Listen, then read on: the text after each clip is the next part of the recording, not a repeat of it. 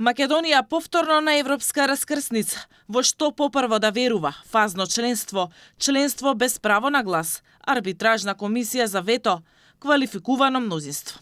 Додека во Брисел се редат предлозите за укинување или за обиколување на апсурдните вета, пред се заради Украина, дома повторно се отвара прашањето.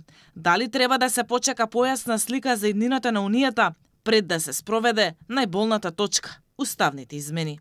Според експертите, Македонија не треба повторно да прави крупни политички отстапки без јасни гаранции дека процесот нема повторно да биде блокиран со нови барања и условувања, особено по искуствата со грчкото и бугарското вето.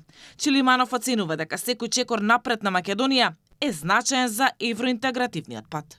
И сега кога веќе таква комбинација на држави со една најмоćната европска држава и една импресивна група ангажирани активисти за проширување и загуваат со предлоги, јасно е дека нешто координирано се нуди и се предлага, за нас поред нема да биде полноправно членство, но сепак би значило некаков пристап до зголемени европски фондови, до европскиот пазар, мобилност за младите, а би ни донело некакво леснување во спорот со Бугарија. По долгогодишни блокади, вета и политички условувања во европските институции, веќе сериозно се разговара за механизми што би спречиле една земја членка да може сама да го кочи патот на држава кандидат.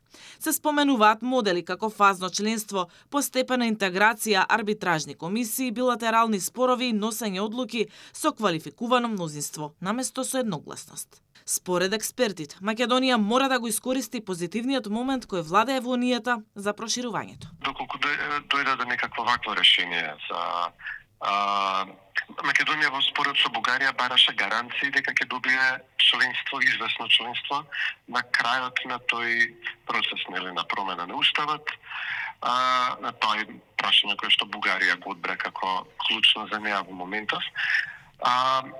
Овој вид на неполноправно членство може да биде некаква вид на гаранција, значи Македонија да добие најголем дел од придобивките од членството во Европската Унија.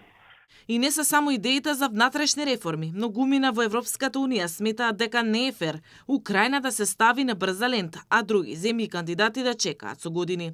По словачкиот премиер Фицо сега и новиот унгарски премиер порача дека не е фер земјите од Западен Балкан со години да чекаат, а Украина да оди преку ред. Според него, Европската Унија прво мора да си го одржи зборот кон Балканот, па дури потоа да отвара нови ветувања.